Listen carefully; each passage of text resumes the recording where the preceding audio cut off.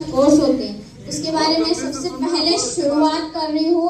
तो आप लोगों के अंदर कोई क्वेरी आती है, आप लोग अगर पूछना चाहते हैं तो वो बेझिझक आप खड़े होके वो पूछ सकते हैं, ठीक है। तो मैं अपने बात को शुरुआत कर रही हूँ सबसे पहले आईटीआई से रिलेटेड। आईटीआई जो कोर्स है, सुना है आप लोगों ने उसके बारे में? क्या होता है इसके अंतर्गत? नहीं पता, सिर्फ नाम सुना है। अच्छा, इससे आप क्या कर सकते हो? क्या क्या चीजें हो सकती हैं? अच्छा, आईटीआई एडमिट के लिए आपने किसी के कहने पे कर लिया तो होगा क्या? इसमें क्या कर सकते हैं आप लोग? नहीं मालूम? अच्छा, आप लोग ये जानते हैं कि आईटीआई जो फील्ड होती है तो वो कितनी ट्रेड होती है, किस तरह से काम करती है, ये कहाँ से रन करता है, जानते हैं आप लोग? आईटीआई जो होता है दो तरीके से वर्क करता है। एक हमारा चलता है इसके अंतर्गत एनसीवीटी, दूसरा चलता है हमारा एससीवीटी।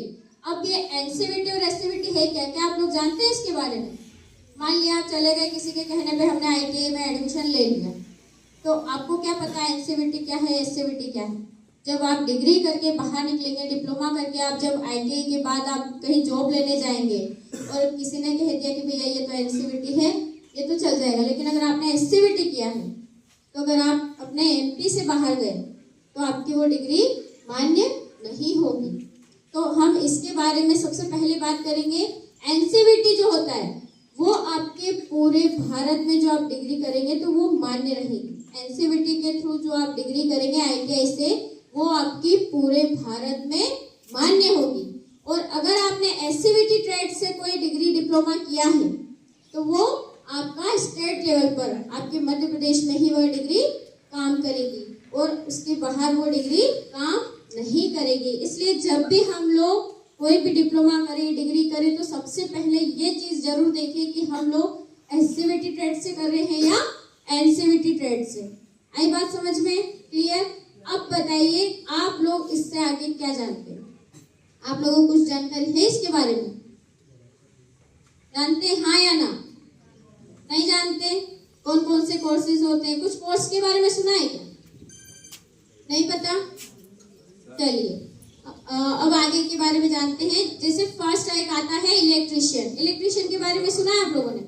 इलेक्ट्रिशियन के कोर्स होते हैं, इसमें प्लम्बर का होता है, एक फिटर का होता है, प्लम्बर के कोर्स होते हैं, ब्यूटी वेलनेस रिलेटेड कोर्स होते हैं, फैशन डिजाइनिंग का कोर्स अभी हाल ही में आईटीआई में लड़कियों के लिए स्टार्ट हो चुका है, तो वो आप लोग कर सकते हैं। फैशन डिजाइनिंग में अगर किसी को रुचि है तो वो बच्चियां फैशन डिजाइनिंग के अंतर्गत अपना फ्यूचर बना सकते हैं। और फैशन डिजाइनिंग में अपना देश ही नहीं, विदेशों में भी इसके लिए बहुत स्कोप है, तो आप लोग फैशन डिजाइनिंग से आईटीआई भी कर सकते हैं।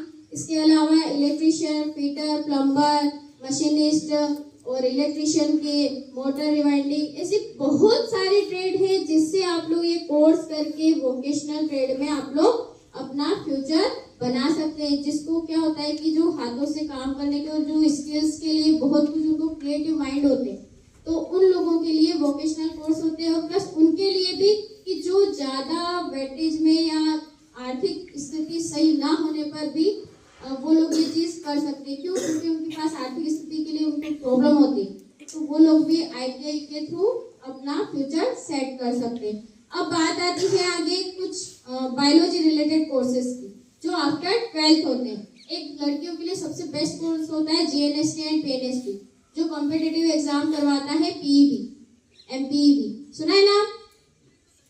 नहीं सुना? जीएनएसटी पीएनएसटी के बारे में सुना है आप लोगों ने? नहीं सुना? कभी नहीं? नर्सिंग के बारे में सुना है? बीएससी नर्सिंग सुना है? जीएनएम सुना है? हाँ या ना? अरे कुछ तो बोलो। हाँ या ना? कुछ तो कहो। टेल मी।